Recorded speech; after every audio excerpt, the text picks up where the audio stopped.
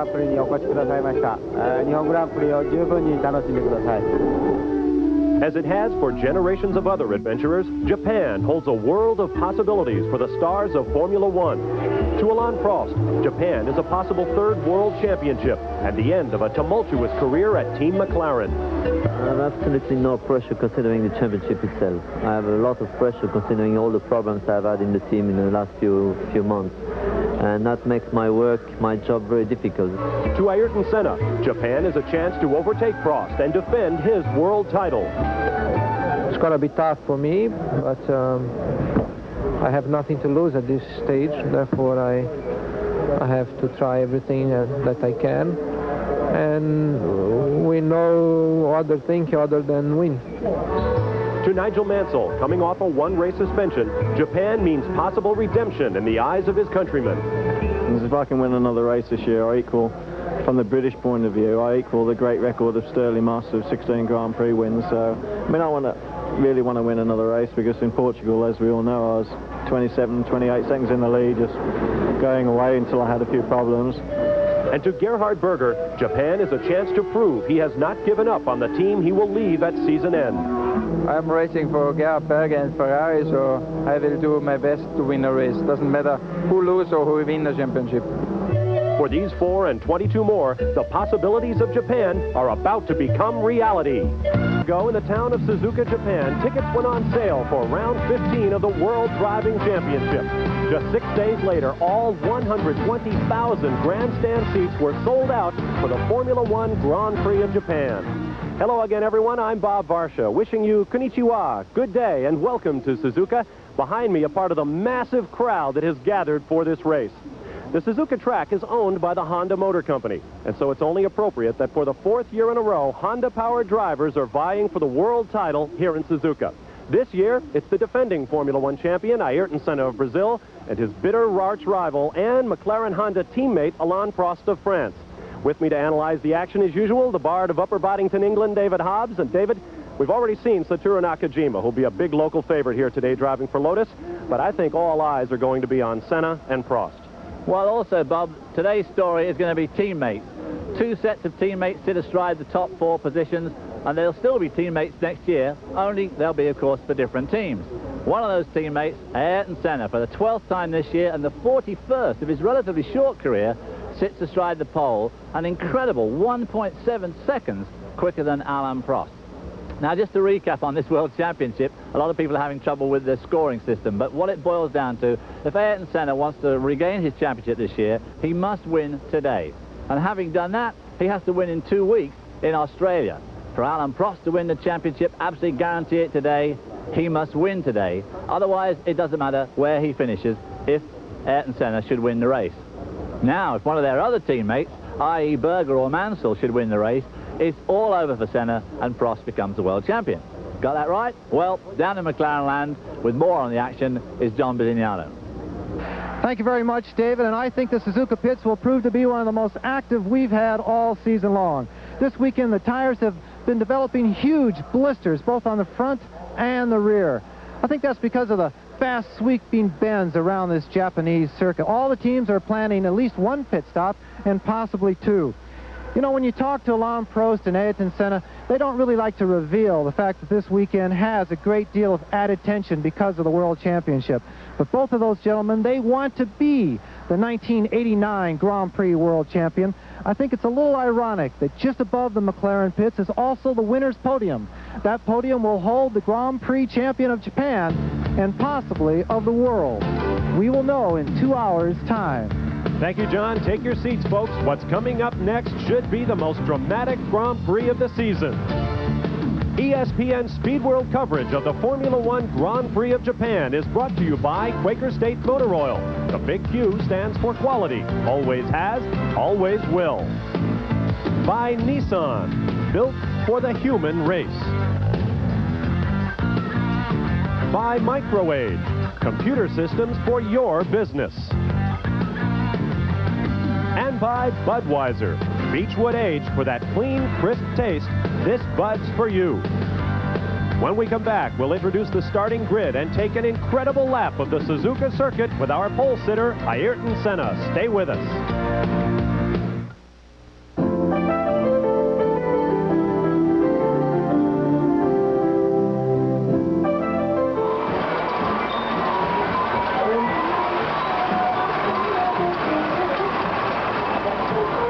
welcome back to Suzuka, Japan, where we're just moments away from the command to start engines for the 5th running of the Japanese Grand Prix.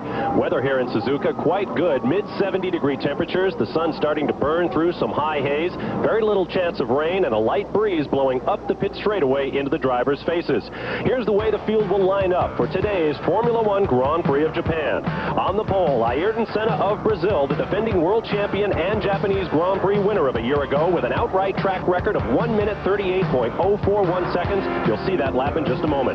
Next to him, Alain Prost of France, his teammate, who needs a victory of his own or something less than that from Senna in order to clinch his 3rd world championship. Inside row 2 will be Gerhard Berger of Austria for Ferrari, the 1987 Japanese winner. Next to him, Ferrari teammate Nigel Mansell of Great Britain, making his return after that historic hiatus in Spain a few weeks ago. Row 3 will be Riccardo Patrese of Italy in the new Williams Renault, 2.8 seconds off pole speed. Next to him, Italian countryman Sandro Nannini in a trick new Benetton Ford with a new V8 engine, still 3 seconds adrift of the pole. Row 4 will be Terry Boutsen of Belgium in the 2nd Williams, next to Philippe Alliot of France, who it was confirmed this weekend is out of his Lola ride for next year. More on that later. Row 5 will be Stefano Modena of Italy in the Brabham, next to his countryman Nicola Larini in the Osella. Row 6 will be Nelson Piquet of Brazil, next to his Lotus teammate Satoru Nakajima of Japan, a big crowd favorite. Row 7 will be Martin Brundle of Great Britain in the Brabham, leading the drivers 4 seconds or more off pole. Next to him, Spain's Luis Perisala in the Minardi. Row 8 will be Alex Caffi of Italy in the Dallara, next to his teammate and countryman Andrea De Cesaris. Ivan Capelli will be inside row 9 for Leighton House March, next to Jean Alesi, the young Frenchman driving for Tyrrell. Row 10 will be Paolo Barilla of Italy, sitting in for the injured Pierluigi Martini in the Minardi, next to Maurizio Guglielmin of Brazil in the Leighton House March. Row 11 will be Bernd Schneider of Germany, making the first GP start for Zach Speed since Rio way back in March. Next to him, Emanuele Pirro of Italy in the 2nd Benetton. Row 12 will be Olivier Griard of France for Ligier, next to Eddie Cheever of the United States in the USF&G Arrows, and row 13, Derek Warwick in the 2nd USF&G Arrows Ford, next to Dr. Jonathan Palmer of Great Britain in the Tyrrell. Those who missed the cut include René Arnoux in the twilight of his career with Ligier, Michele Alboreto for Lola, both Rials of Rafanel and Gachot, the Osella of Piercarlo Ghinzani, also retiring this year, neither Coloni for Moreno or Bertaggia, the Onyx team of Johansson and Lato both missed out, Aguri Suzuki, a big disappointment there for the Japanese crowd for Zach Speed, Oscar Larori in the Eurobrune, and both AGS cars of Gabriele Tarquini and Yannick Dalmas. The course here in Suzuka, the 2nd longest the drivers see all year, second only to the monster at Spa-Francorchamps. Here is David Hobbs's turn-by-turn description of Suzuka with the help of our pole sitter. The Suzuka Circuit, 3.64 miles, 20 turns, one of the most twisting and undulating courses in the whole Grand Prix season. Let's go around yesterday afternoon with Ayrton Senna as he set yet another pole speed. Under the bridge at the start-finish line, about 185 miles an hour, hard into turn 1, very much committed here, down to 4th, then to 3rd. He takes the 2nd apex of this 2-part corner, hangs on to 3rd. He now swings through the S's, very fast, but a good rhythm must be maintained through these corners. He's going slightly uphill here as he exits turn 5. Hard on it in 3rd, up to 4th. Now he's into this long double apex, rising left-hand corner, up to 5th, under the bridge, 175 miles an hour, over a big bump. Hard on the brakes, down to 4th, downhill now, down to 3rd, over the curve, over the other curve, accelerating up to the gears. He goes under the track there, up to 5th gear, swings to this long right-hander, hard on the brakes, braking left. Car just gets away from him a little bit there, a little bit of understeer, but it accelerates up to the gears and starts swinging right, still going uphill. Peaks, the road going down now, in 5th. Hangs into that 2nd apex, onto the brakes again and down to 3rd for another double apex corner, using all the road as you can see. Accelerating out of this uphill, that's giving the car a bit more grip, helping him as he exits that corner, up to 6th gear, and the fastest point of the track, 185 miles an hour, recrosses the track, comes into this extremely fast left-hander, down a gear to 5th, up on the curve there, coming into the chicane now, everything all going wrong there, down to 1st gear, over the curve again, accelerates hard out of there, up through the gears, 4th, 5th, 6th gear, 185 miles an hour again, under the bridge, and a new lap record of 129 miles an hour for Ayrton Senna. Thank you, David. An amazing lap. We're going to take a quick time out. out and give you a look at our Pick Six as we do it. We all pick Ayrton Senna to win here in Japan and send the title fight to Australia in 2 weeks. David and I both see Nigel Mansell finishing second. John likes Alain Prost. We'll be right back.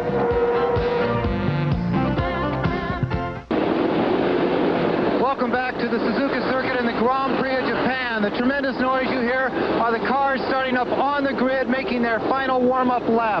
The latest technical information, Gerhard Berger is in trouble. We don't know exactly what it is. They had some clutch problems with that car, and I don't think they are solved. Nigel Mansell okay, both McLarens okay. March Capelli is in the T car, Gugelmin is okay, Bennett and the Nannini, he had a development engine all weekend long for qualifying. They took the development engine out. They did not think it would make the race, but that engine is in Piro's car for the development try to finish the event. Brabham, they are in the T car. Brundle is in that T car. Palmer is stuck. He is stuck in the pits with a fuel leak, and we have 2 cars smoking on the grid. Right now, we'll get you those stories as soon as we can. John, we can see one of them from up here. It looked like Paolo Barilla's first Grand Prix start has come to a premature conclusion. They fired the engine. It absolutely belched white smoke. I think he might have blown it on the grid. And now the car has, I believe, fired. Is he on the racetrack now? Well, he certainly disappeared from the grid. Just how far he's gone, I don't know. But it left the most amazing cloud of smoke, and you'd have thought it was a turbocharged car. But no, he's off on the grid. He's off on the track at the moment. We'll have to see when he comes back to reform what it looks like then. He is on the track. I can see him across the racetrack. We have a view from our announce position of a good part of the circuit here, even though it is a very long and narrow one. As you saw a few moments ago, Ayrton Senna is bringing the field around, and they have quite a ways to go to get back to the start-finish line. The McLarens will be carrying our onboard cameras today, so this should be something really special. Well, we certainly had some special shots in practice.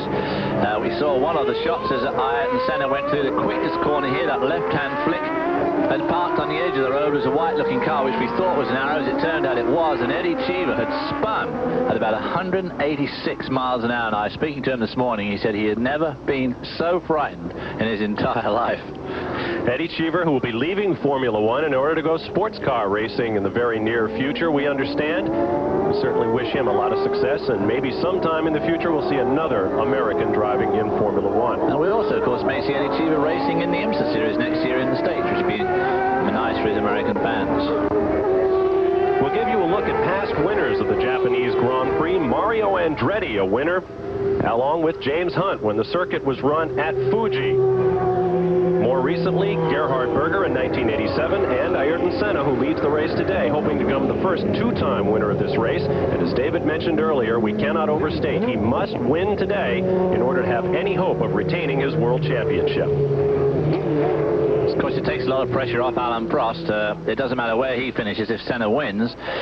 On the other hand, I don't think personally that Alain Prost is going to try too hard to win this race today, because really the pressure is still extremely heavy on Senna, because if anybody else wins, Prost automatically takes the title.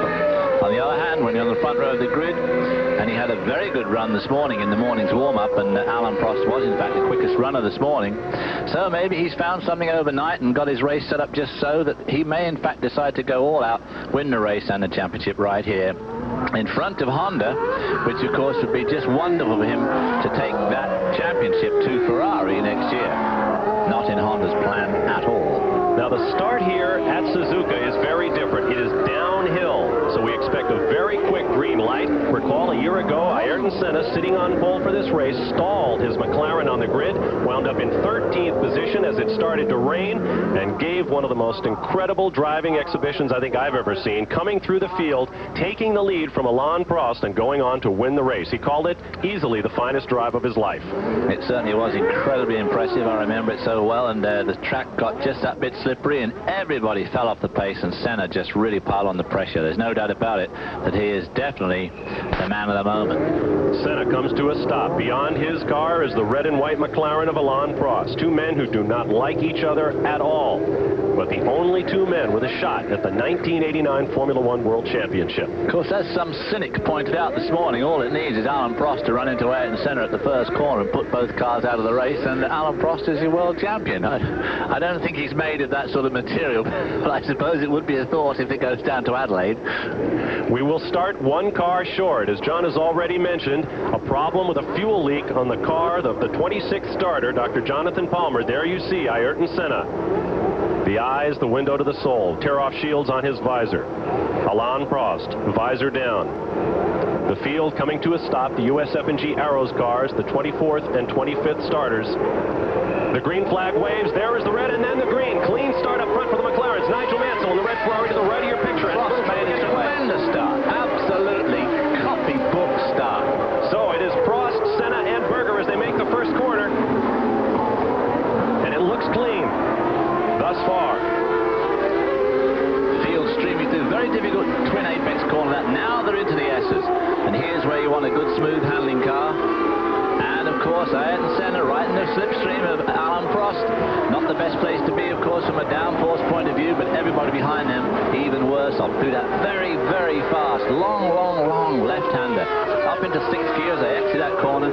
Close to 170 miles an hour right here as they brake for the first part of this second double apex corner. Well, far from sitting back and far from knocking his teammate off, it looks like Alain Prost of France is going to go out and try to take the Japanese Grand Prix by the horns. Down into the hairpin. Second gear corner for most of the cars. Here we see the start again. And Prost just gets the mix absolutely perfect. Not even leaving a trace of tires down there. Alain Prost away cleanly. Senna tucks into second, followed by the Ferrari of Gerhard Berger third. Let's go down to John Visignano in the pit. Just very quickly, both of you in the booth where I was standing, it looked like Prost might have actually jumped the start. Have another look at it. Well, if we get an opportunity to have another look at it, we certainly will. We just had a replay there, but we didn't have the light the second time, so it was hard to tell. But he certainly did make the most of that start. Of course, we'll have to see if the officials decide whether or not he did jump that flag. No indication, but the first lap not yet complete, a 53 scheduled. Now your leader, Alain Prost, comes down past the flag stand. There is no flag. Make it Prost, followed by his teammate Ayrton Senna. Behind them, Gerhard Berger. And the gap about a second from car to car. Alain Prost at this stage showing some of that flair that's made him a two-time world champion and of course the most prolific Grand Prix winner of all time as he pulls away from his teammate Ayrton Senna here in Japan. Here's another look at the start. That is Satoru Nakajima. Ooh, just missing getting put out by Martin Brundle in the blue and white Brabham. Martin Brundle really scraping through there. From the head-on, I also saw one of the Ligers getting a very good quick start. But the leader right now is Alain Prost. Over Senna with Gerhard Berger third, 2 seconds, 0.7 behind, followed by Sandro Nannini, Riccardo Patrese, and Nigel Mansell in the second Ferrari. Nigel not making a very good start. Berger again making one of those good Ferrari starts. That 7-speed semi-automatic gearbox really helping them on that run down to turn one, but not helping them enough here. Now we see one driver already caught. That's Bernd Schneider with the Zakspeed team is out of his car. They momentarily showed a yellow flag at the start-finish line, but that has now been removed. He has parked the car off the side of the road, as you see there. Bernd Schneider, the first time they've made a race for Zakspeed since Brazil, and he's out at the end of lap one. Well, at least in Brazil, he got halfway through the race before he tangled with Eddie Cheever. Not the case here in Japan. They are said to be losing their West Cigarette sponsors next year, and it remains to be seen what will happen to Zakspeed in 1990. Ayrton Senna beginning to close down a little bit of the gap now to the leader Alain Prost, and Berger closing on Senna. A look up the long pit straightaway here in Suzuka, Japan, as Alain Prost leads the Japanese Grand Prix with 2 laps complete. Well, the gap now is up to 2.2 seconds, so in fact, Alain Prost pulled out nearly a second on that lap. Your leader is Prost, followed by Senna, Berger, Nannini, Patrese, Mansell, Boutsen, Stefano Modena, Felipe Alio, and Martin Brundle filling out the top 10. Then it's Larini, Nelson Piquet, Satoru Nakajima, Alex Caffi, Andrea De Cesaris, Jean Alesi, Ivan Capelli, and Maurizio Gugelmin. 19th is Emanuele Pirot, and 20th, Olivier Griard. Eddie Cheever and Derek Warwick follow in 21st and 22nd. Palmer and Schneider are now out of the Japanese Grand Prix. Alain Prost using all of the roadway and then some. The only track in Formula One with an overpass. They have just proceeded under the back straightaway, so to speak. Actually, a long straightaway that runs up the middle of the track, taking the drivers back to the paddock and the start-finish line. Let's go down to the pits and John Visignano for more on all that smoke we saw at the start. Actually, there was so much smoke, I thought there were two cars having trouble down there, but Paulo Barilla, making his very first Grand Prix start for the Minardi team, his fire extinguisher let go right on the grid. We don't know what the officials are going to do about it. If they really know the truth, he may be black flagged and called in for being out there without a fire extinguisher. It's certainly a heck of a lot of smoke. A lot indeed. You see the contrails off the rear wing of the McLaren Honda of Alain Prost. Quite humid here this afternoon in Suzuka, Japan, and we expect we'll be seeing that air crushed over that rear wing. All the condensation being squeezed out of the air as it rushes over the wing and creates the all-important downforce for these race cars, and that creates the visible contrails. The best trails of the day, of course, being the Ferrari wing, so whether they're running just a bit more wing or a slightly less efficient wing, it's hard to tell. Alain Prost maintains a good, healthy lead over Senna. As you see again, those contrails going into that turn one. Tricky combination now. Very fast entry into turn one, which sort of turns into the second apex of turn two. Have to make another gear shift, and then they're into these S's. Very, very demanding corners, and an exceptionally demanding course on the driver. A tremendous amount of strain to the neck and the shoulders and the upper arm. There's a car pulled off. Is that Schneider's car? There you see the gap between first and second, now up to just over 2 seconds, 3.6 on the screen there on the world feed, only 2.2 seconds on our Olivetti. I was watching Senna's car. I thought I saw a little blue tire smoke. He may be having a handling problem, but it may just also be my eyes. 3.36 seconds, the gap Prost to Senna. Gerhard Berger just another 2.2 seconds in arrears, and in fact pulling up even closer. You see the red Ferrari at the back of the picture, visibly closing the gap to Ayrton Senna. Here we see Alain Prost's view of the circuit, the sort of circuit view that most drivers like, absolutely dead clear in front. He's now going around the spoon curve at the far end of the track on the way back to the pits. This is the beginning of the longest and fastest straight here. Gets to about 186 as he crests the hill here. You can see where it goes across the track, the wire fence there, 290. Now there's an innovation supplied to us by Fuji TV. We're going to be giving you speed readings. You saw him get up just over 290 clicks, about 175 miles an hour at that point, and now he absolutely pummels the curbing. Let's take a lap with Alain Prost and listen to that Honda V10.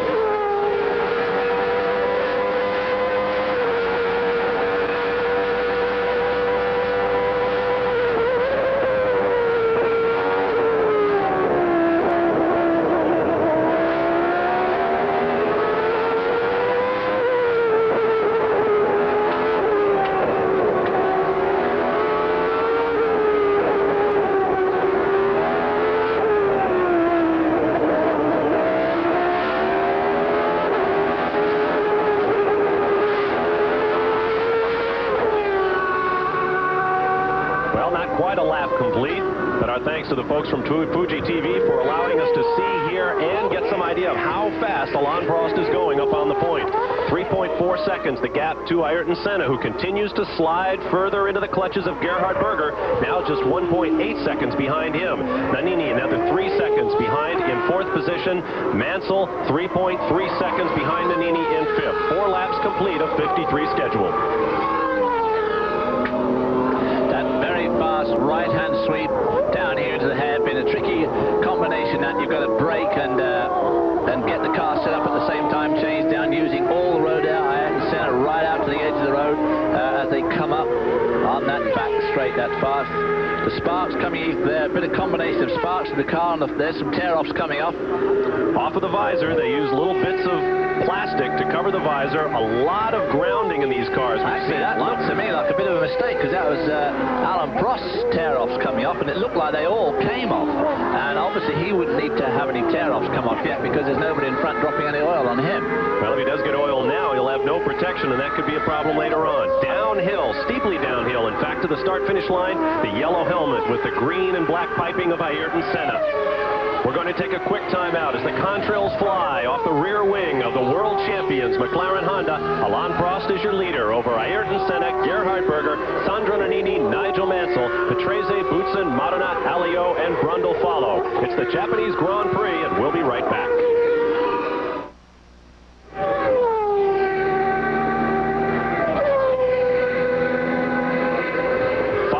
Complete at the Grand Prix of Japan. You're watching Gerhard Berger of Austria in, well, the penultimate race of his Ferrari career, presently running in third position on the racetrack. The leader is Alain Prost with 3.8 seconds in hand now over teammate Ayrton Senna. This is a do-or-die event for Senna. He must win this race in order to send the championship to Australia in 2 weeks, a race you will see here on ESPN. You're on board with Senna now, and he cannot even see Alain Prost out ahead of him. No, I was just going to say, that gives you an idea of the gap that's developed between himself and Prost as he goes through these S's. I was looking at his tyres a couple of corners ago from outside. The shots are just a little bit long, but his front tyres don't look just too hot to me, especially that right one. This is a very odd corner. Now, you see this long left-hander he's in now? This is a predominantly right-hand circuit, but it just so happens that all the worst corners are left-handers, and it's the right front tyre that takes a licking here. Favorite son in the land of the rising sun in the yellow number 12 Lotus. That is Satoru Nakajima trailing Emanuele Pirro running in the Benetton. As you heard John say, the trick new Ford V8 is in that car undergoing race development. And right now, they are running 14th and 15th. Is that an arrows on the grass? That's Larini and Rosella. Nicola Larini taking to the grass, trying to steady the car before he takes it over the curbing and back onto the racetrack. And very nearly into the way of Maurizio Gugelmin in the March. Well, we don't know quite where that happened. I'll tell you what is interesting, though. We just saw Pirro and Nakajima duking it out, which is, one of them's either done extremely well, Pirro, who qualified 22nd, Nakajima qualified 12th. Either Nakajima slipped back horribly in front of his home crowd, which would be very disappointing, or Pirro's making a bit of a surge through the field. Nakajima made a terrible start, so it might be him coming back to Pirro, now running in the 14th position. Nakajima shown 12th on our latest electronic update, but obviously not the case on the racetrack. It's a very hazy day here in Suzuka, Japan. As you watch the McLaren crew looking on, Prost is your leader. Senna now 4.3 seconds behind, so he's losing a couple of tenths on each lap with 6 complete. Berger still third, Nannini fourth, Mansell fifth. Patrese, Boutsen, Modena, Alliot, and Piquet fill out the top 10. Well, it is true, in fact, that Nakajima has fallen back into the clutches of Emanuele Pirro. Has made a great surge through the field. He's running in 14th spot from his 22nd starting spot on the grid. So that's very good for him and the Benetton Ford. Pirro at the moment, a man without a drive for 1990. Pirro is an interesting case as you watch Senna making his way around. Pirro is the McLaren test driver. He has driven over 30,000 miles on this racetrack, so he should know it well. He should be able to make it. If anybody can make a charge to the field, he should be him, right? In fact, earlier this year in the Phoenix edition of the World Championship, the U.S. Grand Prix, Pirro was driving this racetrack in the dark. Well, the track was lit in the middle of the night in Japan, I should say, while Prost, the man right there, and Senna were trying to conquer an overheating problem in their cars in Phoenix, Arizona. They tried to duplicate the problem on Pirro's car running under the lights here in Japan, and they eventually got the problem solved. Of course, Alain Prost went on to win the race. Let's go down to the pits and John Bizignano. You're actually getting a top-of-the-pit report here. You're looking at a color-coordinated corporation. Many of them, Shell Red, Mobil Red, White, and Blue, Camel Yellow. These tickets for the Paddock Club above the pits cost $1,000 a person. Epson Blue, the computer company, Leighton House Green, Cannon White. $1,000 a person, and everyone's happy to be here.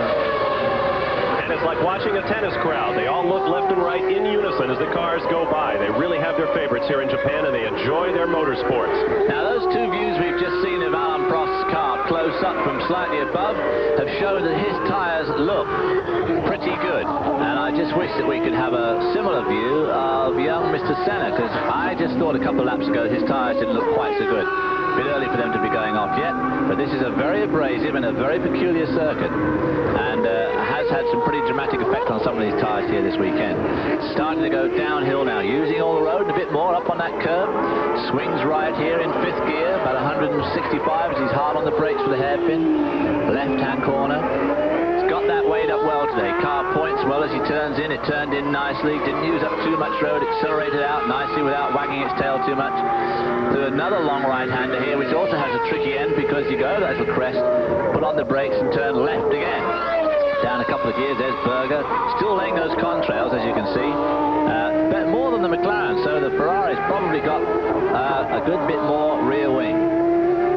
And keep in mind, there was a problem earlier on. During the warm-up, Gerhard Berger did not look good at all. Spent a lot of time in the pit lane as they poured over the rear end of that car, which is the location of that electronically actuated, semi-automatic Ferrari 7-speed gearbox. It's going to be fun to watch him as the race goes on. We'll take a quick time out, and you won't miss a thing. We'll be back for more of the Japanese Formula One Grand Prix. Prost is your leader. Senna, Berger, Nannini, and Mansell fill out the top 5.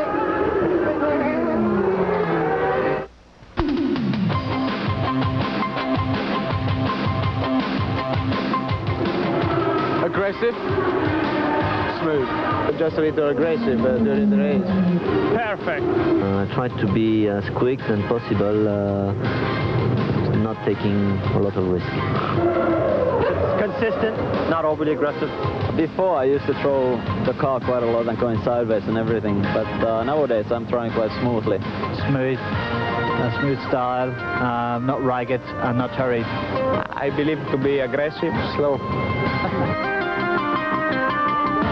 Your questions would be for a Formula One driver. Send your questions to Ask the Driver, P.O. Box 309, Crestwood, Kentucky 40014. On the track in Suzuka, Japan, how is it an upset when a man who has won a record 39 Grands Prix is leading the race by 4.6 seconds over the defending world champion? I've got to write this right now as an upset, David. Alain Prost leading this man, Ayrton Senna. I certainly don't think it was part of Senna's game plan today. As usual, all through practice and qualifying, he was the quickest man, and yesterday afternoon did an absolute blinder in qualifying.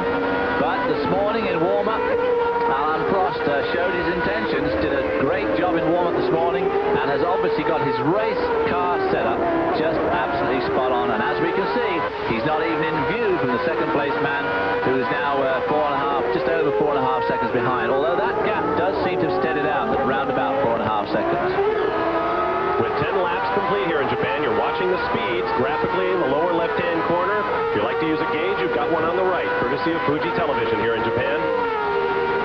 And the interesting thing about the setups, if in fact they are having important differences here, and it is that is allowing Alain Prost to pull away, is that Senna's setups have been going on Prost's car for many of the recent races. Well, of course, it's true that Alain Prost for years has been the yardstick by which other drivers have gauged themselves and other teams have gauged their drivers and their cars. Alain had just got the knack of getting the perfect race setup. But a couple of times this year, he's had to capitulate and use Senna's setup. Most unusual. And Mexico was an absolutely classic example where Senna just really outthought his teammate. But maybe today, and of course, unfortunately for Senna, today is the day that really, really counts. It may be that he's just got his little calculations just a fraction wrong. Listen to that engine as he whistles down into that turn 1.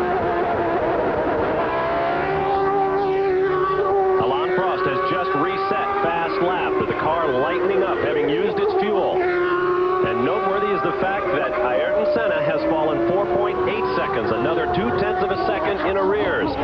So the battle is gradually slipping away from the defending world champion. He cannot finish second in this race and hope to be the 1989 champ. He must win, and right now it is not looking good for Ayrton Senna. I bet there's some very long faces in the Honda camp so far. However, it is only 10 laps into the race, and as they say, it's not over till it's over. And in racing, that's never more true, because until that checkered flag's out, I mean, don't panic. Also, don't start counting the money, which of course used to be my big mistake. They have a lot more to count these days. Rumor in the pit, Nigel Mansell's Ferrari contract will be worth $9 million next year, matching that of next year's teammate Alain Prost. Just count that, folks. $9 million for a year's work. Win, lose, or draw. $18 million driver bill. Fairly expensive, I'd say. There we see Senna whistling down the straight there, about 186 miles an hour, down a bit. Whistles round that sharp that left-hander, the fastest corner on this track. You just caught a glimpse there of Tyler Alexander in the blue. Oh, now locking up his front, right front. That is a definite sign. You can see that galloping around that left front tyre, and his right front locked up on entering the chicane. All signs that the front tyres are beginning to lose their all too valuable grip. We saw some very badly blistered tires in qualifying, not Senna's though. Senna actually put a race tire on his left front corner and qualifiers on the other 3 corners to qualify the car, set that blistering lap at 138. But right now he's having trouble getting around at 145. Well, that's good for a new best lap, but it may be costing him his tires. Now that is one thing he does have to be very careful of. Even if his tires really are pretty good, the one thing he doesn't want to start doing is locking them up, because that is the quick way to make sure they don't last very long. The gap there, leveling out at round about 4.5, 4.8 seconds. It really hasn't changed much. Our Olivetti Longines timing system disagrees with the graphic you just saw. They still have Prost at fast lap. And even if Senna did get the fast one, he has not been able to put a dent in his teammate's lead. There you see the interval to them, 4.9 seconds on our scoreboard at the moment. Meanwhile, Berger sliding further back. The significant thing is they are definitely making a lot of ground on Gerhard Berger. And Nannini is another 4 seconds behind him, but Nigel Mansell is 4 seconds behind him. I thought Nigel would be right up there, duking out with the McLaren boys this afternoon, because he too went extremely well this morning in the warm-up. A long way to go, and we expect a great number of pit stops. The folks from Goodyear tell us they're telling everyone that they will stop. They wanted a tire that would work well for half a race, and they apparently have it. As I mentioned before, we had a lot of chunking and blistering of the tires, so we expect everybody to make at least one stop. Well, it is a particularly abrasive track, this, and as you can see, it's got an awful lot of corners and an awful lot of really heavy loaded corners where the poor old tires really are put to the test. From that picture there, it looked to me as if Ayrton was just winding old Albert Prost in just a little bit. Of course, until we see that on our Longines, we can't tell you whether that's the case or not. But accelerating through the S's at incredible speeds. You saw the gap right there. There is Prost. 135, make that about 80 miles an hour or so. Look at the speed at which they accelerate too. I mean, the numbers go up almost as quick as you can, certainly as quick as you can read them. Just shows how incredibly quickly these cars accelerate. There is Japanese Satoru Nakajima having problems out on the back of the track, but no problems for this man that we know of. Alain Prost leads the Japanese Grand Prix. Senna, Berger, Nannini, Mansell, Patrese, Boutsen, Alio, Piquet, and Pirot follow.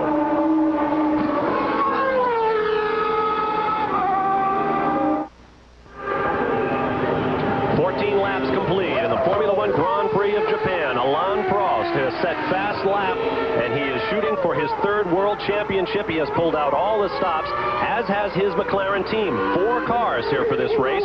Both title contenders, Prost and Senna, had 2 cars at their disposal, 2 different types of engines. And you figure 10 spares roughly per car. That's a lot of motors, a lot of horsepower here to decide the World Championship. Well, to get to this race, an airline had to ship 500,000 pounds weight of spares and accessories, tools, etc., excluding drivers, mechanics, drivers' wives, and cars. So a lot of spares and a lot of parts here in Japan, all of which are going to be packed up tonight and sent on to Australia. To help this man, of course, try and win his 3rd World Championship, which at the moment looks in good, safe hands, but there's a long way to go yet. A long way indeed. In fact, as you look at Gerhard Berger flying contrails from his Ferrari down the hill and toward the hairpin, the gap from Prost to Senna now down to 4.7 seconds. So Senna has picked up 2 tenths. Behind them, Berger continues to slide further back, now 11 seconds behind Senna, 4 seconds back to Alessandro Nannini, 2 more seconds back to Nigel Mansell. So Nigel Mansell started to pick up a bit of space there. There we see some nice shots of Gerhard Berger. His tyres all looked okay. The Ferrari, general consensus in the pits is that the Ferrari is the best handling car at the moment, but doesn't look like it today, does it? 12.2 seconds behind Ayrton Senna. As he whistles around that fast left-hander, wheel up on the curb there, into the chicane, hard on the brakes, right, left. They all use those curbs because it's pretty low speed. The car's doing about 40 miles an hour. It doesn't really do the suspension much damage. We did see earlier on this year Berger and Mansell both using the curbs very badly at Hockenheim, and of course Berger was ultimately to bend that wheel and have that tyre failure, which we saw such a spectacular fashion going over one of those chicanes. Ayrton Senna regains the fastest lap. So the battle continues. Stark shadows mean the sun has broken through here in Suzuka. That's going to warm the racetrack and make things even more difficult for these drivers. Yes, it could be that just right now, sunshine's the last thing they want. Apart from anything else, it's very, very hot work driving around this track. Extremely physical. Mostly, in fact, all of these drivers in very, very good physical condition. Hard, very, very tough guys. And they need to be in a course like this. You can just see how these cars bounce and bump around. The spring rates get stiffer and stiffer and stiffer as the aerodynamicists have their say. They don't want these cars wallowing and rolling, and they don't want the gap between the ground and the car moving too much, so they demand ever stiffer springs, which gives them better grip aerodynamically, but of course makes it very uncomfortable on the driver. There is Sandro Nannini, presently shown in 4th position, and right behind him, Nigel Mansell, who has closed the gap and now may make a bid for 4th place. Now there's a team, there's a duo there, of course, where there's going to be some changes. The current designer of this car, the Ferrari, John Barnard, is moving on next year to join Benetton, has a big, long 5-year, fairly lucrative contract to work for Benetton to make a new range of Formula One cars, and we think that Ferrari are going to lose out badly by that, and that Benetton will gain. The thing is, will Benetton Ford go to a V12 or stick with their V8? Sandro Nannini will also have a new teammate. Nelson Piquet moves from Lotus to Benetton for next year, one of a dozen or so major driver changes taking place in the off-season. Or actually taking place during the regular season, which I still don't understand. Imagine in American sports announcing that one player was going to another team while the present season was going on.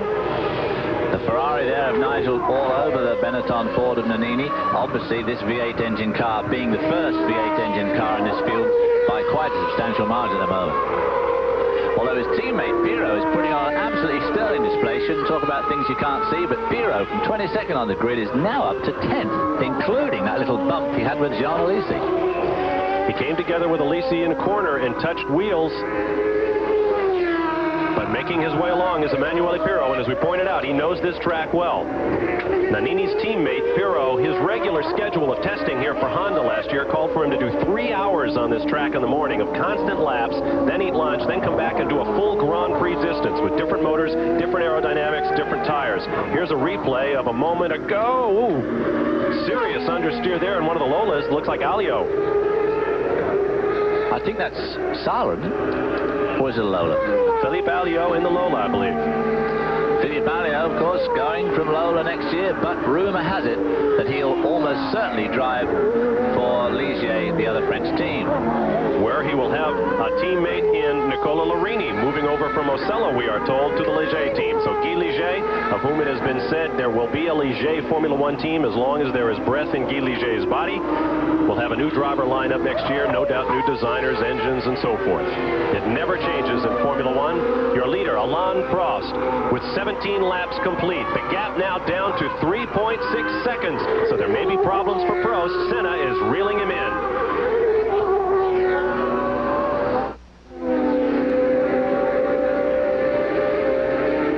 Of Japan, you're likely to see reminders of life back in the United States. Baskin-Robbins ice cream parlors with Japanese signage, of course. Kentucky Fried Chicken, the Colonel is over here, thousands of miles from where fried chicken originated. And you can even find Mr. Donut direct from Boston, but 13,000 miles away in Tokyo. Coming up on ESPN on Tuesday, October 24th, a special top-ranked boxing doubleheader from 8 to 11:30 p.m. Eastern Time. 3.5 hours of great action. Top-ranked boxing, Tuesday, October 24th. All up and down pit road, we have teams preparing for pit stops. They could come at any moment. Alain Prost beginning to slip back. Well, it looks as though Ayrton Senna has dropped back again now. 3.6 seconds was the gap a lap ago on lap 17. Now on lap 18, back to 4.3 seconds. So it's getting difficult to determine what's happening out there. There's no doubt about it, though, that the two McLarens are really putting a lot of daylight. Here's one of the Ferraris.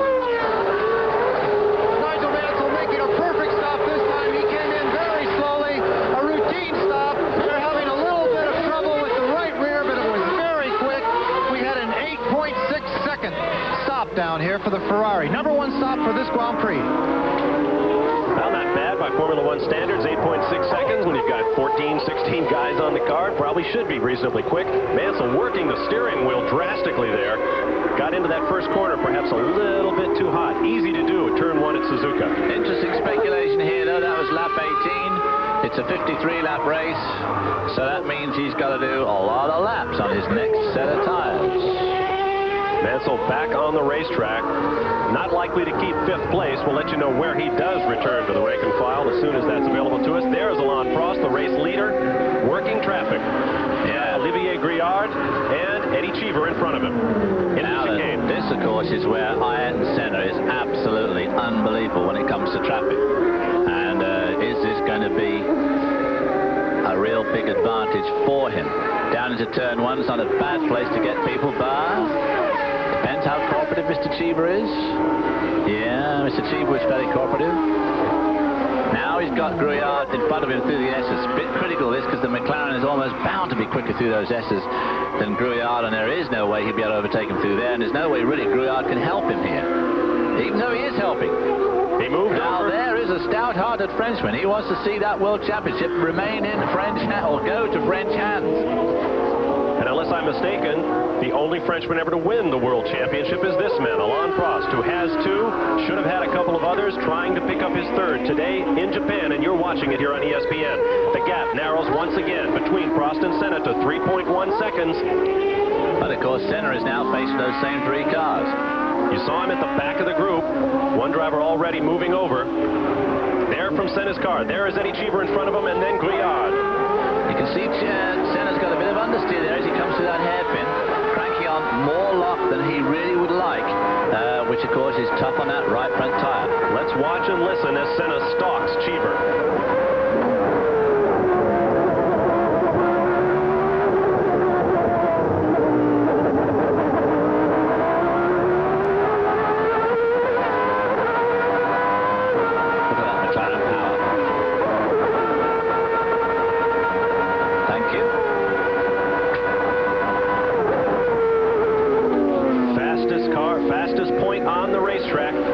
Moves over and even-handedly allows Senna, the other title contender, to make his way in. Nakajima, the only Japanese driver in this Grand Prix, has arrived in the pits for a routine tire change. As you said, David, they seem to be coming in a little bit early.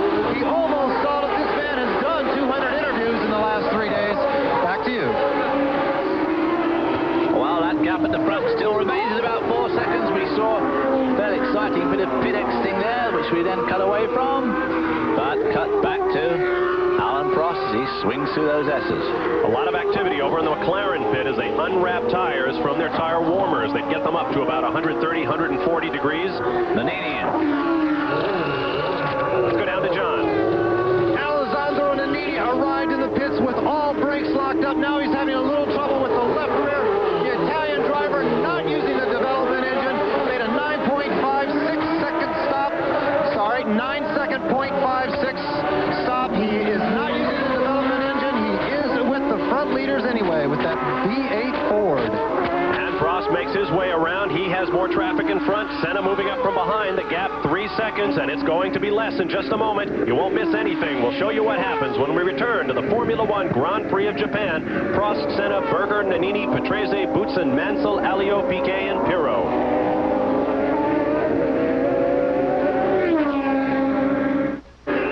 Japan, Alain Prost, the race leader, has pitted. Senna takes over. Let's go down to John. Alain Prost, this could be a world championship pit stop. Everyone wants to do it absolutely perfectly. An awful lot of dirt out of the radiators, but still it was a 9-second stop. All kinds of dirt out of the left radiator, David.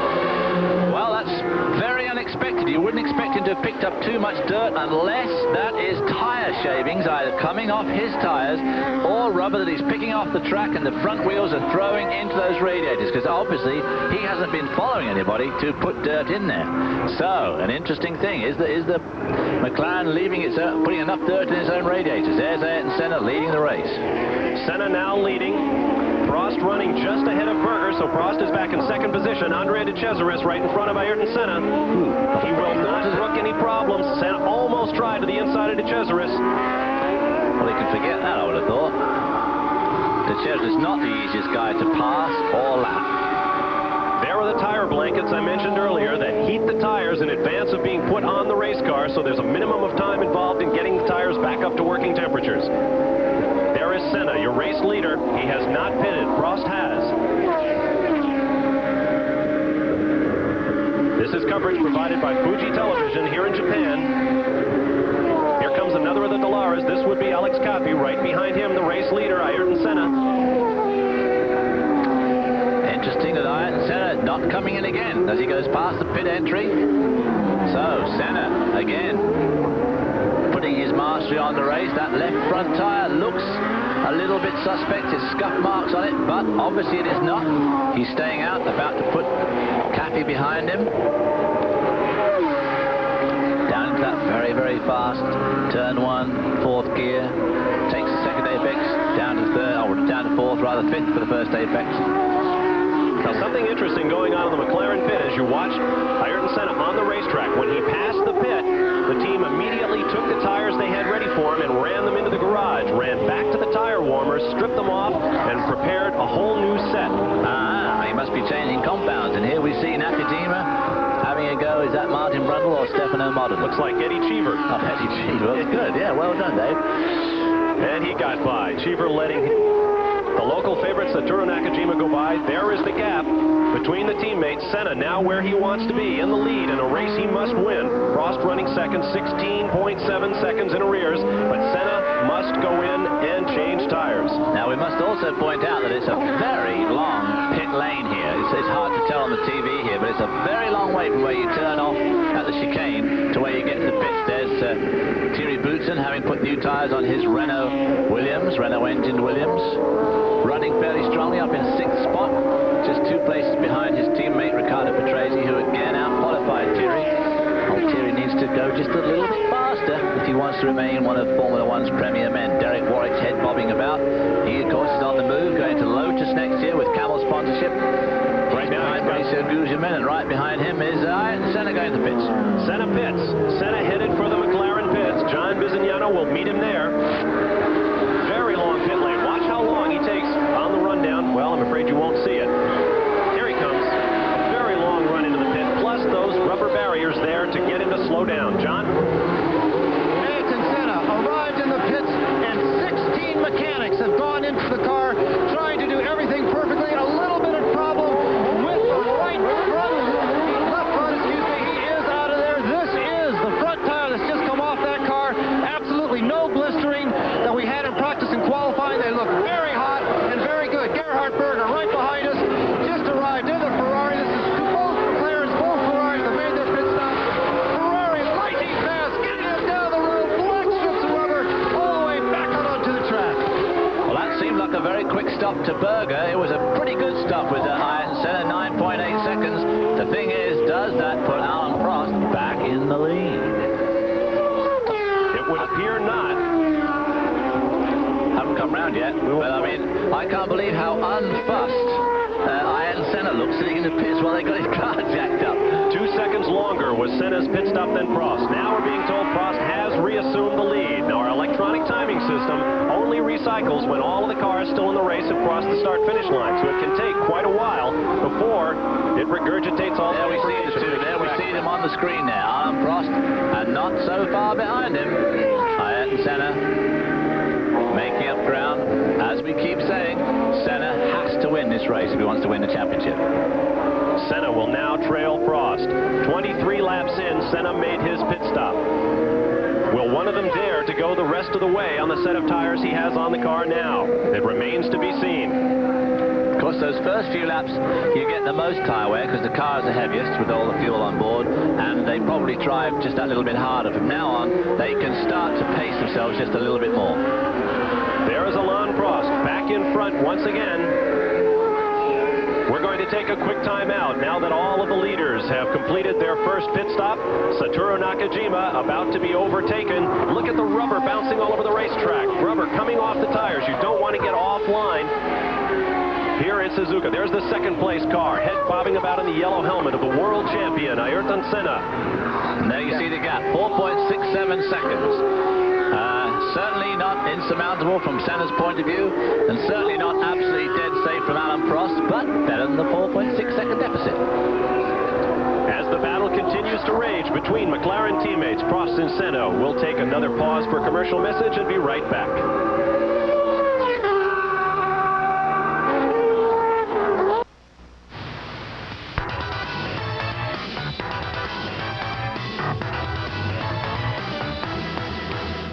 Facts are brought to you by USF&G Asset Management, a network to better manage money, people, property, and equipment. The Formula One car is one of the safest vehicles on the road. Its carbon fiber chassis, fuel cells, 6-point seat belt, oxygen and fire bottles make it a very safe, high-performance package.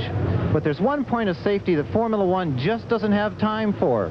That's the wheel safety clip. This is a part of qualifying, practice, and warm-up, some 5.5 hours of running all weekend long. But when it comes to the Grand Prix itself, the wheel safety clip is excluded. The reason is because they simply can't remove and install the clip fast enough during a 5 or 6 second pit stop. So the wheel safety clip is never used during the Grand Prix. Now, to compensate for that, the Brabham team uses a very large impact wrench that actually develops some 500 pounds of torque on the one very large wheel nut. But the wheel safety clip itself is excluded from every Grand Prix. 75 clicks, rapidly moving up towards 175 miles an hour. You're on board with Ayrton Senna of Brazil, the defending world champion, running in second place to his McLaren Honda teammate Alain Prost by 3.2 seconds. You can hear that V10 Honda humming along there at round about 11,500 RPM. Did I say V12? V10? V10. And he snicks it down the fifth of that left hand and hangs in there. Boy, it must be right on the rev limiter, down the front straight. This is quite a steep downhill. It doesn't look it on the screen now, but it is quite steeply downhill. Has a go at adjusting everything, doesn't he? Pulls his seatbelt, then he has a go at his helmet. And all he's doing is coming into 100 mile an hour corner, yeah. We watched him. It was a delight to watch these onboard cameras during practice and qualifying, as Senna often took his hands off the wheel to play with his belts and tighten himself into the cockpit. Absolutely amazing. Going through these S's here at an average speed of around about 111. He goes 162 there, but boy, look how quick it shoots up to 215, 230. That's uphill. This is uphill. And going through a very sharp corner. Watch this one. This is listed as one corner on the map, the Degner curve. It's actually two, as you can see. There's his teammate just going into that right-hander, so he's certainly not out of shape yet. And of course he is, in fact, 3.2 seconds behind. He made up about a second, nearly a second on that last lap. But coming into this race, Prost led Senna 76 to 60 in the points. Therefore, Senna must win both of the final races of the year, here in Japan and in Australia in 2 weeks, to have any hope of retaining his world championship. A few weeks ago in Spain, all he needed was 2 victories and a second-place finish. But in that race, his teammate, Alain Prost, finished third, netting 1 point. He had to drop points. Only your top 11 scores count. So he netted 1 point after dropping those he needed to, and that may have been the most important point of the Formula One season, because with that point, this man, Ayrton Senna, could no longer do with a second-place finish in Japan or Australia. He has to win both races. Right now, he is second by 3.2 seconds to Prost. Of course, it's extremely tough on Prost, who's got so many more points, and of course had a lot more points than Ayrton Senna last year. But you have to keep watching. Once you've had 11 out of these 16 races, you have to keep on dropping points. And of course, the thing about Senna is Prost, he keeps getting 6 points at a time, and he has to give up big chunks of points. And so if he came second today, it wouldn't help him one little bit. It would give him 2 out of his 6 points, but if Senna was to win the next race, it would still all be over because they would tie on the points, and Senna would then get the championship because of the win. Senna, a new fastest lap of the race, and also a new lap record for this racetrack, race lap record at a 43.3, which eclipses last year's race record of a 43.8 by Alain Prost. So Senna has now got the qualifying position, qualifying speed here, and now the race lap. Absolutely, the 2 dominant drivers in Formula One the last 2 seasons. Working traffic. Derek Warren. Everybody getting out of the way pretty well there too. Gugelmin. Gugelmin, of course, very close personal friend of Ayrton Senna. They shared a room in London when they were both doing Formula 3, the lesser formulas in England, Formula 4 in Gugelmin's case, and they've remained good friends ever since. So Gugelmin, no doubt, trying to help Ayrton Senna on to win his second world championship. From high over the Suzuka circuit, a couple of hours south of Tokyo, Japan. There you see a good shot there of the crossover. That shot there, them being on the high road and the low road going underneath them. That gap going coming into the chicane, about the same as it was last lap, even though Senna had to get around those two lapped cars. So Senna keeping the pressure right on his teammate here. But Prost is used to pressure. Prost coming up on Martin Brundle in the Brabham. And in the background, you see Ayrton Senna closing the gap. 2.8 seconds now the margin from first to second. Gerhard Berger, another 23 seconds behind. Prost stuck behind Brundle. I thought he'd get Brundle before the end, and again, caught him up at the worst possible place going into those long S's. Don't mind that graphic, it's not 2.8 seconds now. Prost gets by Brundle, but Senna has closed up, my guess is to about 1.8 seconds now. There they go up the hill. Very close, very close. Senna caught and passed Prost late in the race a year ago to win his first world championship. Now more than anything, Prost, who took the lead at the start of this race, wants to hold him behind. He wants to win this race and thereby be captain of his own destiny. A finish in second or worse by this man, Ayrton Senna, would also ensure Prost his world championship. There's Senna trying to get inside of Brundle. We'll be right back to Japan.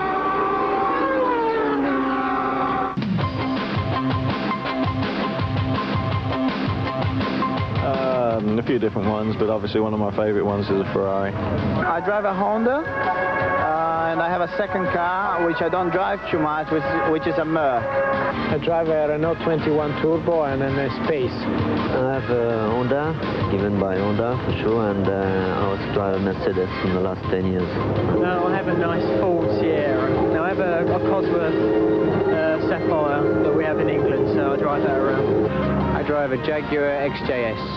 A Honda and a Mercedes. So I drive the BMW in the Group A racing. I test the Honda, and I'm racing for Benetton. So I have a BMW, a Honda, and a Ford as a company car, plus a Mercedes as a private car.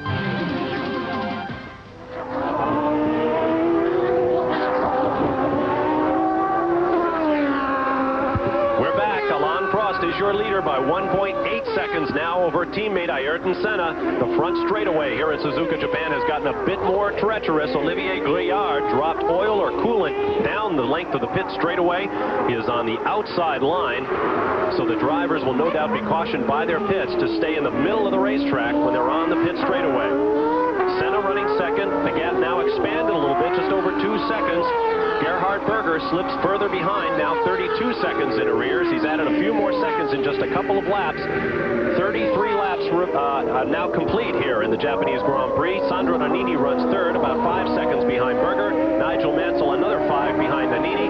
Ricardo Patrese 27 seconds behind them.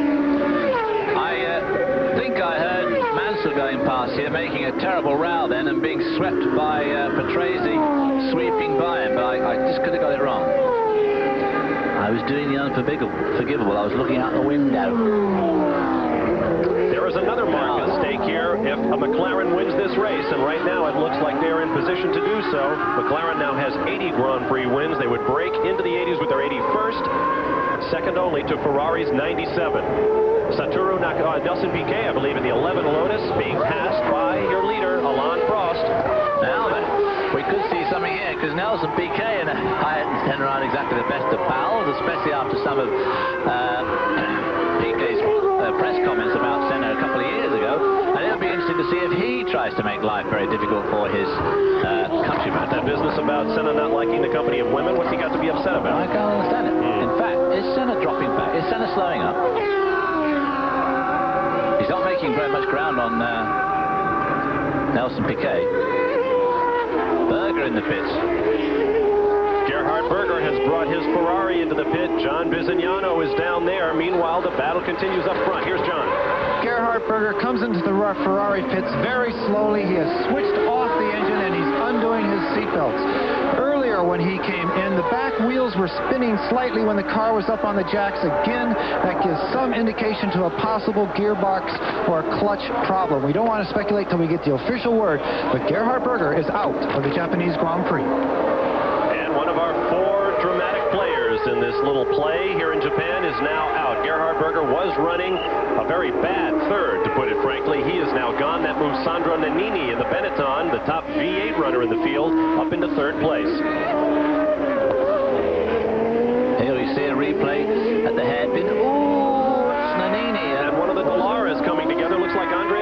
Cesaris. And now De Cesaris has a reputation. That's Pirot again. It's Pirot again. Now, you missed that last time. I told you we'd seen Pirot touch wheels with Jean Alesi at the same place. Well, apparently you hadn't seen it because you're right in the middle of a commercial, but that's exactly what he did last time, folks, so we know he can do it once. He just proved he could do it again. Senna going down the inside of Piquet. Getting back to my point, De Cesaris takes a rap as being an accident-prone driver. They call him De Crasherus.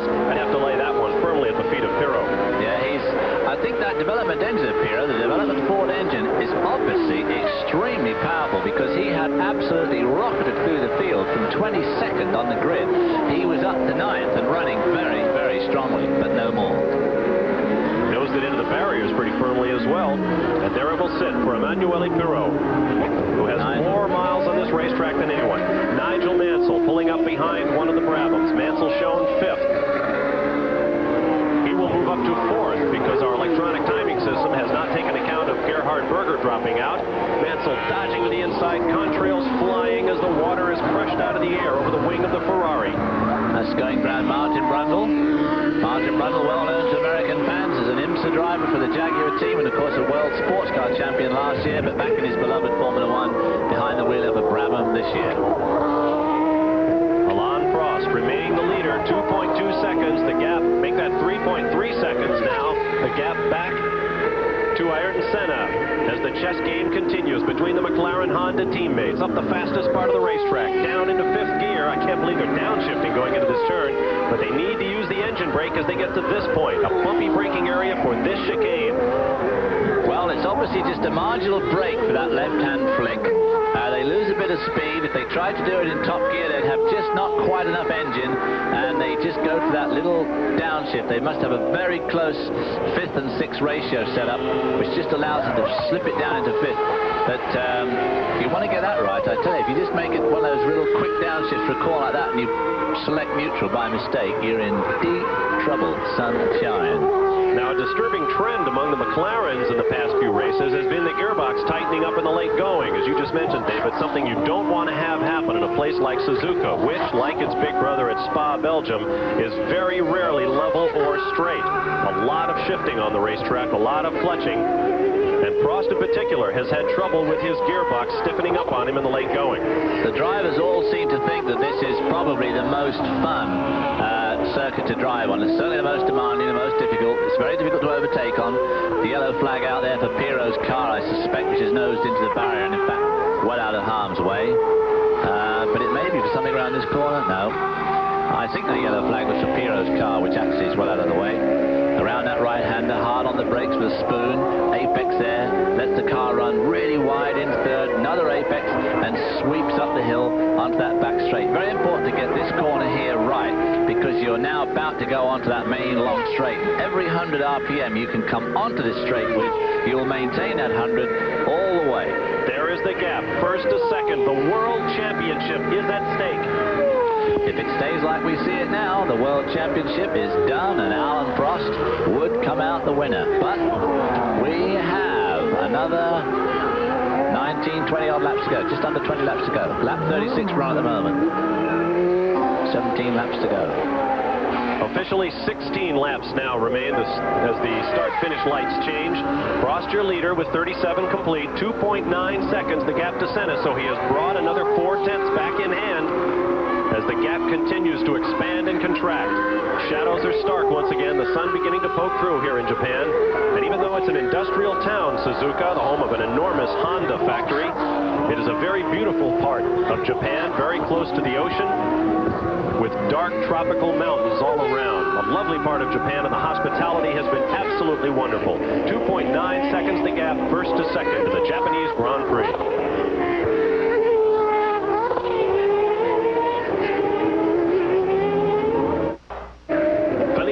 Lola sits forlornly by the side of the racetrack in Suzuka, Japan, as the race continues for the World Championship. It will happen here. There is Sandro Nannini making his way around one of the Dallaras. There is other action in the Ford camp. Let's go down to the pit lane and John Bizignano.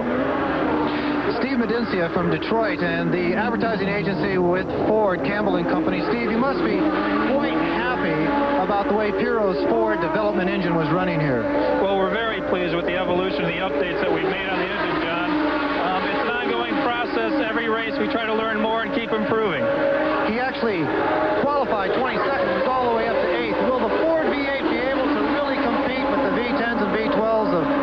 Ferrari next season? Well, we certainly hope so. That's the direction that we're going to go in with the updates that we're making every weekend. Well, Steve, I think there's a lot of fans that hope the same thing. For 1990, let's see some more competition out there, especially from Ford. Thank you, John. You're watching Riccardo Patrese making his way down the start-finish straightaway here in Suzuka. Your leader is Alain Prost. 5-6 cars make that remain on the lead lap. Patrese in 5th, followed by his Williams teammate Terry Boutsen. You saw Philippe Alliot's car out of the race. Piquet running 8th, Stefano Modena 9th. Let me regurgitate that. With Alliot out of the race, Piquet is now 7th. 8th will be Stefano Modena. 9th, Maurizio Gugelmin. 10th, Satoru Nakajima, followed by Martin Brundle, Derek Warwick, Jean Alesi, Eddie Cheever.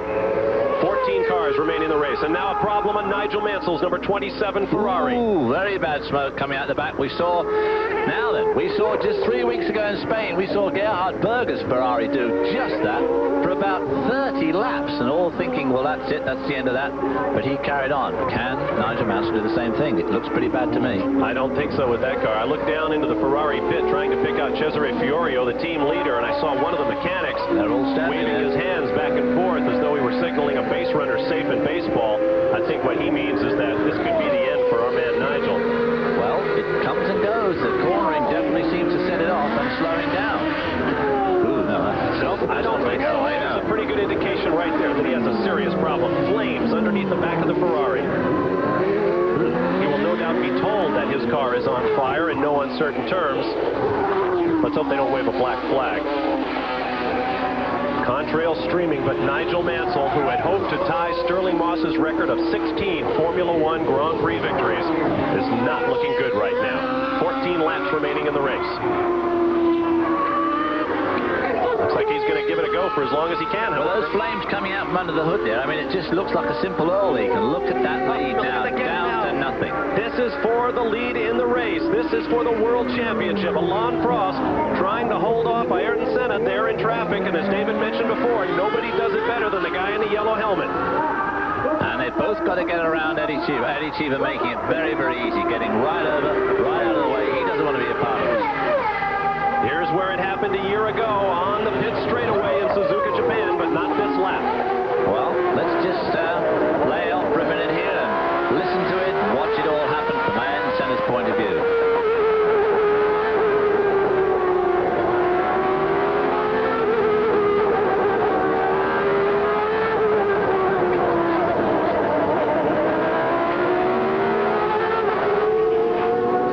Ayrton Senna set fast lap to get to this position, and now he stalks once again. The big question is, how are those tires holding up? It's been a long time for Prost tires. Senna has about 5 more laps, or 5 fewer laps, I should say, on his tires at this point.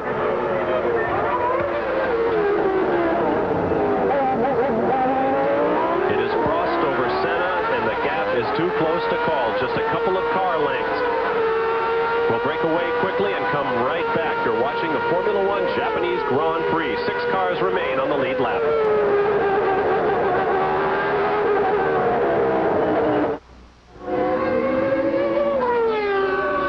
Back in Japan, where the battle continues between the 2 McLaren Hondas. Alain Prost leads. Ayrton Senna stalks, less than half a second behind. Sandro Nannini runs in 3rd position. Nigel Mansell with that flaming Ferrari is 4th. Yellow flags for the Lola Lamborghini that's been out of the race for some time. Riccardo Patrese runs in 5th position. Senna again, you know, he's starting to have trouble with that hairpin. Now, I wonder if his tires are going off. He's definitely got a bit of an understeer problem. And trying to backlet, he's pitching the car just a little bit, which gives him an oversteer problem. That's another car that's joined. Satoru Nakajima has pulled up his Lotus behind the Lola, so we had a fresh representative in the parking lot here at Suzuka. Well, that'll be disappointing for Nakajima, and of course his thousands of Japanese fans who came here to see him today. The leaders into that fast left-hand sweep. Down to 5th, both off the take 5th there. Senna uses all the road. The tyres look okay down there. As they come into that corner, you can't see any signs. Just as they go round the corner, that left tyre picks up a mark, but I don't think that's anything. Senna making a run for it once again. He seems to be able to close it up again, even though he has trouble in the tight hairpin. This is a battle that they'll be talking about in Formula One circles for years to come. The 2 best drivers of their day, Alain Prost and Ayrton Senna. They do not see eye to eye. You can barely get them. In fact, I was unable to this weekend to mention each other's names. Prost goes to Ferrari next year, and he makes no secret that most of the reason he leaves McLaren is because of Senna's presence. Rumors fly that Senna may not be with McLaren or in Formula One at all after another year or so. Well, I think the fact remains the only reason he's leaving is because of Ayrton Senna. And, of course, if he should... Mansell. It finally came to an end for the Ferrari. Well off the racetrack. Yeah, he's parked that well out of harm's way as the leaders sweep by. Disappointing. Oh, here we go. Another look at the final expiration of Nigel Mansell's Ferrari. I've mentioned before that the 27 is famous among Ferrari fans as belonging to the late Gilles Villeneuve. A skeptic here at the racetrack told me, no, 27 belonged to Alan Jones of Australia, a world champion. Nigel trying to put out the fire out there. Yeah. Well, that 16th Formula One victory to tie Sterling Moss among British Formula One drivers will have to wait until Adelaide, Australia in 2 weeks. And don't forget, it'll be coming to you here on ESPN at 8:30 in the morning Eastern Time. All peering under the hood of the Ferrari. Nigel sitting there making sure it's gone out. Still smoke coming up through those radiator louvers. But that, of course, is blowing from the back to the front of the car. But it's obviously still on fire. Nigel Mansell, we should point out, has dropped all of his appeals against his suspension for the race in Spain. Ferrari, in a series of, if I may say so, rather smarmy letters to FISA, the international governing body, said in the interest of the sport, they were going to drop all of their appeals. Jean-Marie Balestre, president and newly elected president of FISA, responded that he thought that was totally admirable. In an equally smarmy fashion, I thought. But there it is. Now then, Senna has really closed up as they go through the S's. Into that key right. Then it's going to be followed by that very long left-hander, which is going to bring us up to where Mansell's parked his car. Tough corner. Long, very fast, doing about 175 here as they brake, swing wide. There's Mansell's car on the left. Now they're going downhill, down to third, clips that curve, up, ooh, right up on the outside curve. The gap is not 0.6 of a second. Well, maybe at this point, but now here's the hairpin where Senna has been having so many problems. Not that lap. Using all the road, but he certainly, of course, this acceleration business is a bit confusing. Obviously, they close right up on each other in the slow pitch, but if a gap is 0.6 of a second and you're doing 200 miles an hour, it's a long gap. If you're doing 30 miles an hour, it's just a couple of feet. The gap somewhat more stable. Alain Prost continues to lead. Nigel Mansell begins the longest walk in racing back to the pit, and we'll be back to Japan in a moment. The Formula One schedule is now available. We'll be coming to you throughout the year on ESPN, and most important, the U.S. Grand Prix in Phoenix has been moved to the first event of the schedule. March 11th, we'll be coming to you from Phoenix, Arizona with the Formula One Grand Prix of the United States, and you see the rest of the 1990 schedule in front of you. 7 laps remain. At the end of this lap, it will be 6 laps remaining in the Grand Prix of Japan, and you see the gap. McLaren teammates and Ron Dennis, the team owner, looking on as their boys go after it. Prost in front, Senna in second. Prost wants to win, Senna has to win. Let's get a quick comment from John Visignano in the pits. The tension down in the McLaren pits, it is very strong, and it is one of competition. There's no greater competition between teammates and between those teams' mechanics. Up on the victor's podium now, we have the trophies and the champagne. Who is it going to be for? Can it be both for the champion of Japan and the champion of the world? Only a car length separates the two as the in-car camera makes it as live as possible for the ESPN fans back in the USA. We will know in the next Senna going down the inside. Oh, and a collision. Oh, the worst of all possible circumstances. A collision between the teammates. You got a quick look at the Honda official there directing the team's engine mechanics with 7 laps remaining. Prost has given up. Senna has not. I wonder if Senna's engine's still running. Push me. Well, there's your new world champion. If they can't start those cars, Prost has won the championship. And Senna's giving it everything he's got in an attempt to get the engine fired. Can't be pushed out. Well, he was. And you also can't re-enter the racetrack at a point other than where you left it.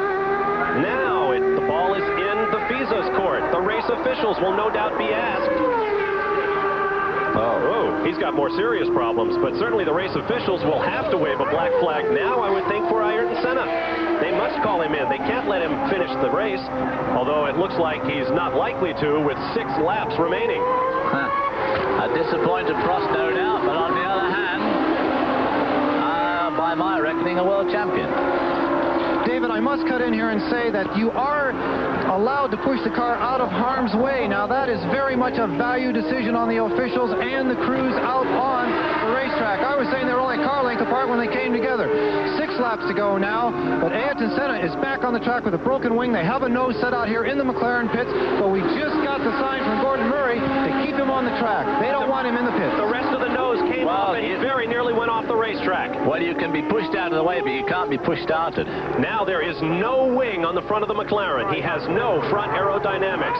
Sandro Nannini is 35 seconds behind, and what a surprise it would be if the Ford-powered V8 Benetton can come through for victory. You saw Alain Prost walking back. He may be the new world champion, but I think even despite his personal animosity for this man, Ayrton Senna, this is not the way he would have chosen to claim his 3rd world title.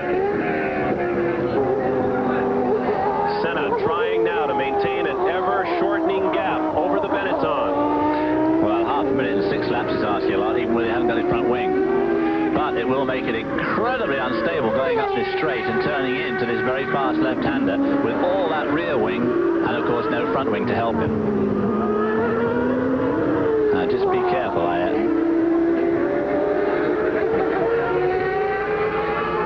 I'm surprised we haven't seen a replay of that. It's into the pits.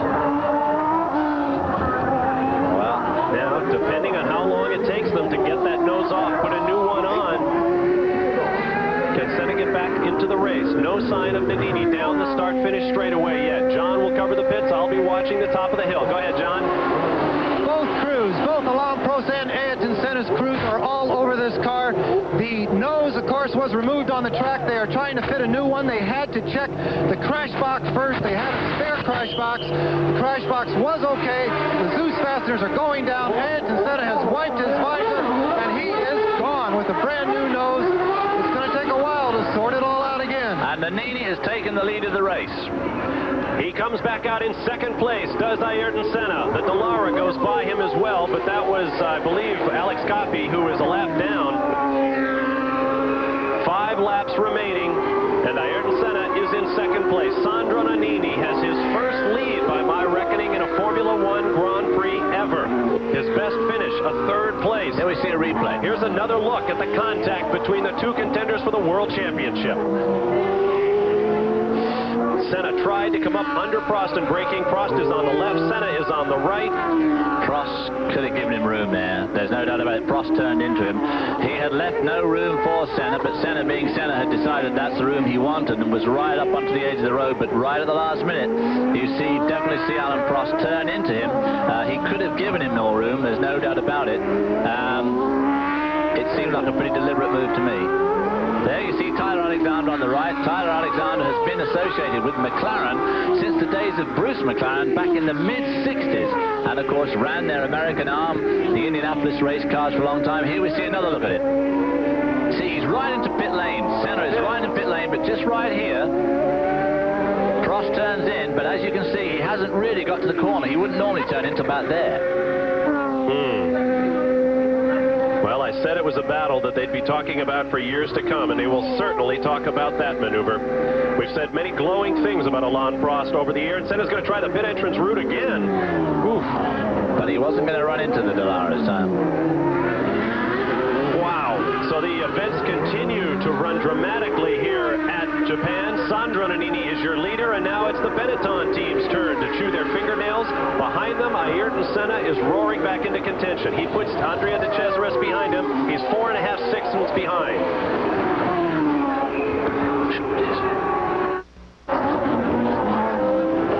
You're watching from the car of Ayrton Senna making his way up the hill at Suzuka. This is a replay of an incident that happened moments ago as he tried to pass Alain Prost on the inside. The 2 cars came to a quick and very sloppy stop. Well, I think I think we're going to see Ayrton Senna black flagged anyway, because I'm convinced it's wrong to push start cars. You can push them out of the way, but I'm absolutely sure that you cannot push start. I mean, that's one of the good things about American racing, IndyCar racing, NASCAR racing. You can push it. You can put it behind the pit wall, fiddle around with it, and go out again. But you can't in Formula One, and I'm pretty sure that Ayrton Senna is going to get the black flag next time past the pits. Well, doesn't this set up an ironic set of circumstances and a coincidence, because it was ignoring the black flag, not deliberately, according to the driver involved, that Nigel Mansell was excluded from Spain. And there's more to that story, I'll tell you in a moment. Let's go down to John quickly as Ayrton Senna reels in the Benetton of Sandro Nannini, the race leader. David, the example I'm talking about is when Riccardo Patrese was pushed out of harm's way in Monaco a few years. They did not push him to start the car. They pushed him out of harm's way, and he started the motor, and that was considered legal. So Riccardo Patrese was started out of the Rose hairpin several years ago and went on to win Monte Carlo in the rain. But again, confusion reigns down here. We have asked several team managers what the story is, and confusion again reigns in the pits of Formula One. There are 3 laps remaining, and there was no black flag shown for Ayrton Senna. There is the view from his car with a half-second gap up to the leader, Sandro Nannini. Well, I do think that the Formula One authorities really want this championship to go down to the wire, and I think that one of the reasons that Nigel Mansell was banned from the race in Spain was because he had pushed Ayrton Senna out of the race, thereby upsetting the apple cart. And I wouldn't be surprised if the FISA rules are being bent on this occasion to make sure that the championship goes down to Adelaide, because I'm convinced that you cannot push start car. You can push him out of the way, but you can't really push start the engine, which is what they did. He was well out of the way. This is for the lead. And of course he'll pass Nannini, I would think, although Nannini's going to make it difficult for him, but I don't think he's got the poop to keep that Honda engine McLaren at bay. I said there was more to the story of the black flags. In Spain, where Mansell was absent for having ignored or missed the black flag in Portugal, Ayrton Senna himself missed black flags or ignored them. He had about 10 of them on one of his qualifying laps when the black flag was shown for a crash by Gregor Wojtek. He was fined $20,000 as opposed to the $50 grand and suspension meted out to Mansell. A lot of folks wondered about a double standard. Of course, it makes it hard for everybody to know how to race, too, if the rules are going to be changed every time you go out to race. There's the pit entry technique again, and this time it works. Nannini lit him up, but he let him by. Well, he gave him room, whereas, of course, Alan Prost just gave him no room at all. And that, of course, was exactly the same place. And so the crowd on its feet. The Japanese have a lot of Brazilian flags here today. They also have a lot of Ferrari flags, but no Ferraris remain. The Brazilian flags wave for Ayrton Senna, and it may be a while before we know whether the Brazilian has in fact kept his world title defense hopes alive by winning this Japanese Grand Prix, which he will almost certainly do at this point with 2 laps remaining. There will be 1 to go when he crosses the start-finish line this time. Here's another look. The first time it did not work, this time it did for Ayrton Senna. Right down the inside, Sandro Nannini getting out onto the dirty bit of the track he doesn't want to be on, starts to lock the brakes up any second now, but of course decides that discretion is the better part of valor. Second is better than the DNF, and does not turn in and whip his front wheel off and Senna's rear wheel and lets him through. Pretty well inevitable.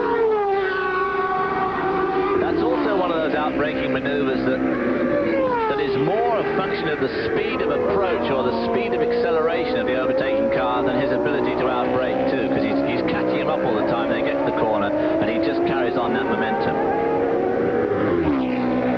Your leader is Senna. Second is Sandro Nannini. His best finish, should he finish there, of his career. Behind him, Riccardo Patrese and Terry Boutsen in the Williams running a quiet race. They are 15 seconds back, running in 3rd and 4th.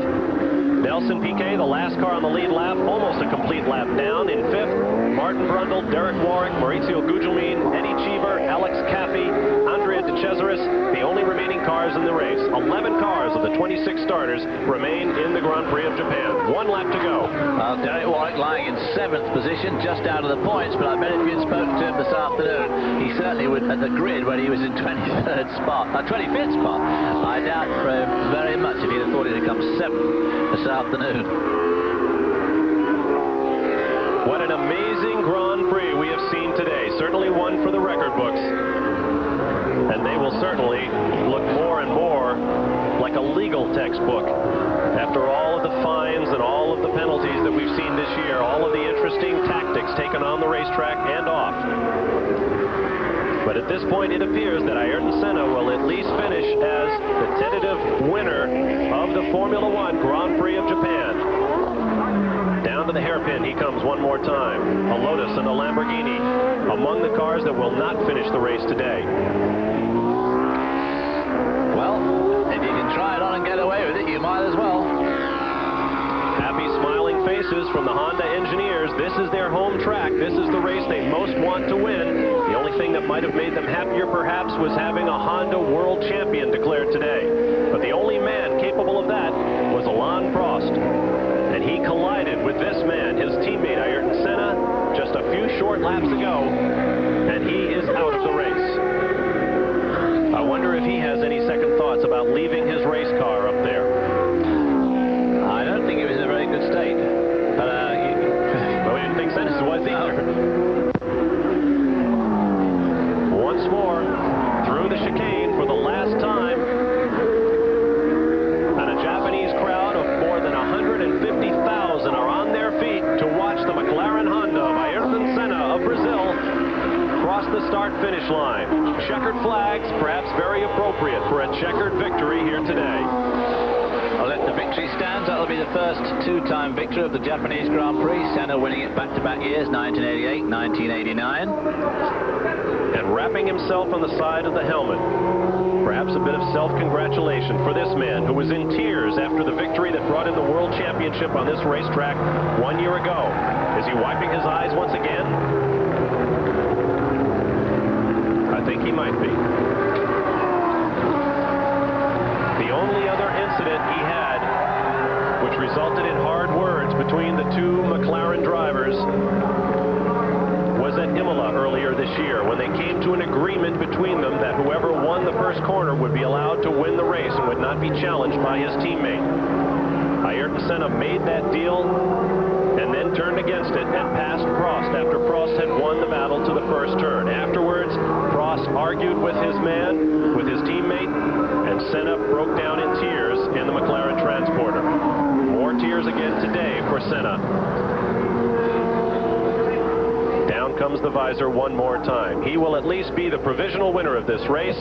Sandro Nannini, Riccardo Patrese, Terry Boutsen, and Nelson Piquet follow.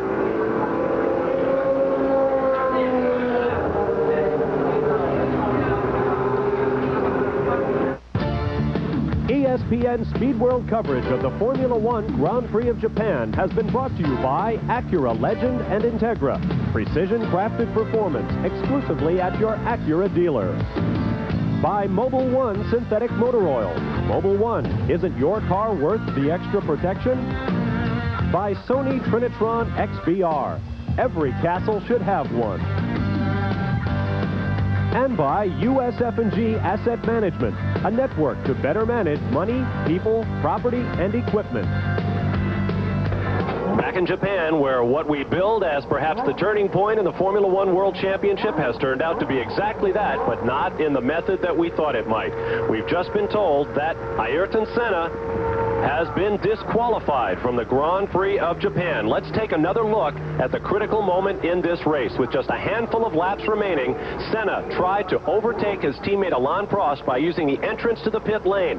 Prost moved over on his line. The two cars locked together and slid off onto the escape road. Prost climbed from his cockpit, but Senna stayed in his and was push-started by the officials. And of course, push-starting in international racing is a no-no. And not only was he push-started, but he then drove on through the chicane, which is also an escape road, and rejoined after the chicane. And of course, he had a double black mark for a push start and of course for going through the chicane the wrong way, and they ultimately disqualified him. That makes Sandro Nannini the winner of the race, and Alain Prost a three-time world champion. Here's John with the new champ. Alain Prost, welcome to another world championship. Congratulations. What happened out on the circuit? Today was a special day. I mean, I did a good job during the weekend to set up my car the best I could on race condition, and I think I did a good job on this side with my engineer, with my mechanics, and I just concentrated on the best start possible, and then after that I've controlled the race very well. I mean, everything was very good, and was absolutely no way that I think Ayrton could overtake me. I was quite confident in front of him, and the only way he could pass was, in a way, he tried, but it was impossible. I mean, I was too far behind. Of course, he continued, and there was a chance that he may be allowed to take a victory here. A lot of discussion up in the tower. What went on in the tower, Alain? You know, it's difficult. In fact, it's not my business. You know, I just read the regulation, and the regulation was very clear, and it's not my job. You know, I can't comment this decision. And which regulation did you read, Alain? Oh, it's just that if you are pushed, you have to be pushed without any other mistakes or errors. But he has been pushed in not on the track itself. You know? And I mean, ask the clerk of the course. It's not my job. I don't want to polemic about that. Well, I think I certainly speak for myself and all the fans of the United States at ESPN. Congratulations on an excellent World Championship. Congratulations, Alain.